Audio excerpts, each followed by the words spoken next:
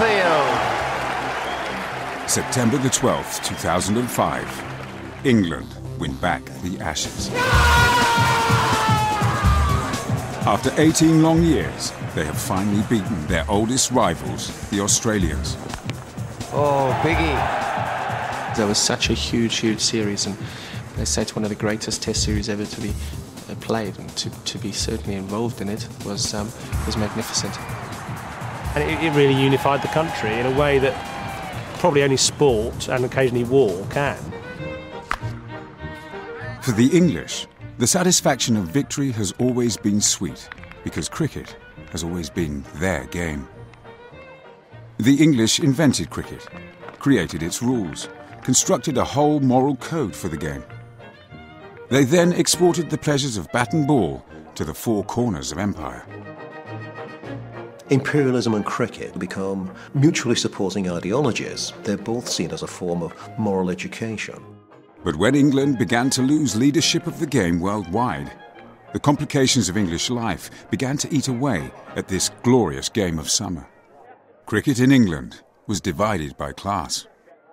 Cricket was all about that class distinction. It was gentlemen running the game. Until the 1960s, English cricket was even physically divided between an upper class, the amateurs, and a lower class, the professionals. We even went out of different gates at Sheffield. The amateur came out of the centre gates, we came out of the end gates. They got a lot of privileges, like when you play at Scarborough Festival. They all stayed at the Grand Hotel. We stayed at the boarding house down the road. In good times, English cricket has been a winning combination of amateur traditions of flair and elegance and the steely determination of the professional.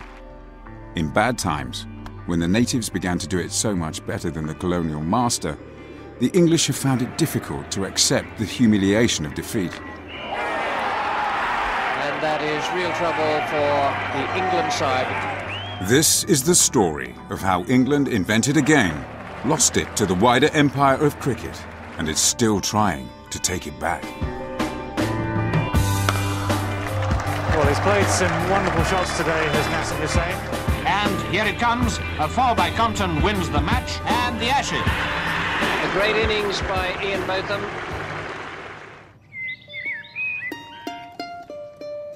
Summer on the village green, and two sides playing a local match of club cricket. A traditional English game in a typical English setting.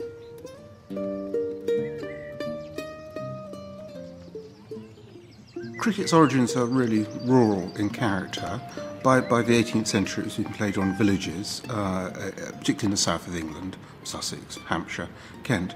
And then what really seems to have happened was that the aristocracy or the nobility of the local landowning classes started taking a keen interest and really became the great patrons of the game, started playing it themselves. Looking rather like highwaymen, the cricket teams arrived for a reproduction of a match played 200 years ago in the reign of George II. To begin with, the game was played with just two stumps. There were no limits to the boundaries or how long the game took. And there was a very different kind of bowling. The bowling is distinctly underhand, and controversy centres on sneaks rather than leg theory. In these early days, cricket was popular both with ploughmen and lord of the manor.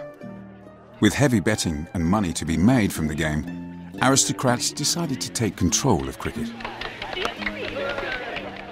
A wealthy group of landowners formed the Marylebone Cricket Club, the MCC, which took upon itself the task of codifying the laws of the game.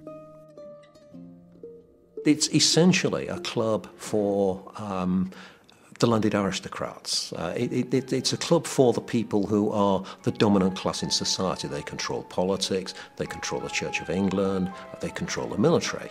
You know, the MCC doesn't have to impose its leadership on cricket. You know, people just expect that because of the social background of the people who control the MCC. They are the people who ought to be the dominant authority within cricket. A permanent place was found for this exclusive private club. Lord's in London, to this day considered the home of cricket worldwide. The power of the MCC was all about that class distinction. It was a fantastically obscurantist organisation. for many, many years, and probably, to be honest, let's face it, still is. In the 19th century, the gentlemen at Lord's formed an alliance with English public schools to turn cricket into a test of moral character. Ideals of fair play and courtesy to the opposition were encouraged.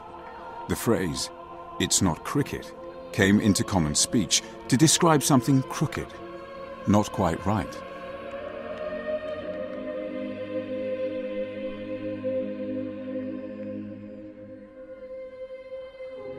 Cricket was also seen as preparation for life beyond the boundary, for the greater games of war and empire. Something encapsulated in a celebrated poem about a match here at Clifton College in Bristol. There's a breathless hush in the close tonight, 10 to make and the match to win. A bumping pitch and a blinding light. Play up, and play the game. The river of death has brimmed his banks, and England's far, an honour, a name. But the voice of a schoolboy rallies the ranks.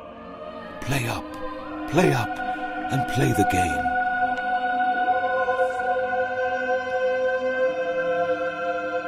Cricket and the ideology of the game were soon being exported, a vital part of the wider project of empire.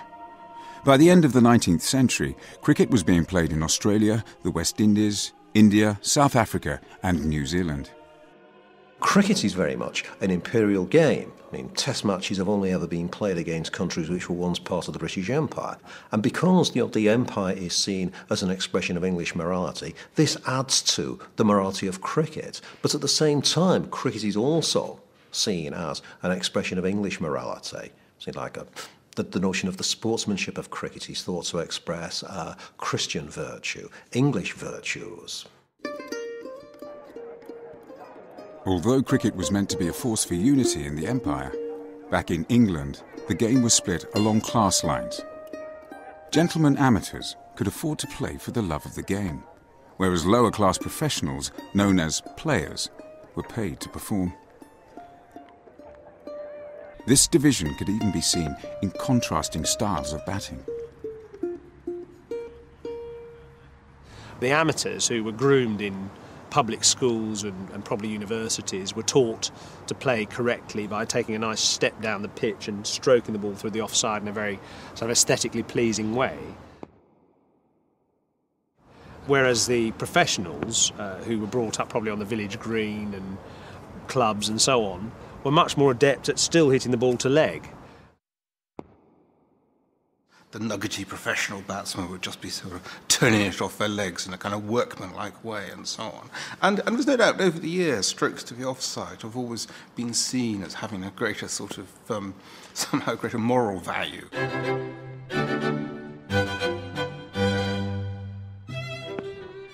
Though the amateurs might have the style, by the mid-19th century, it was the professionals who were making a success of cricket.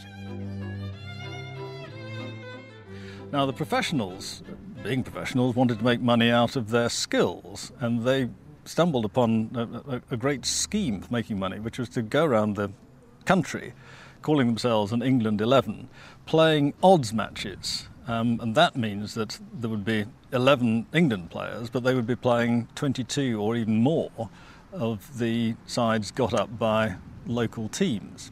They would charge appearance money for this and made quite a lot of money out of it. MCC, of course, were rather disdainful of this, but in terms of the attraction to crowds, the amateurs didn't really have an answer. All the best cricketers were professionals. A struggle for control of cricket was now underway between the professionals and the cricket establishment at Lord's. To win this war, the MCC turned to the maverick genius who was to become the first star of English cricket, W.G. Grace. Grace came from a middle-class family of doctors, but the MCC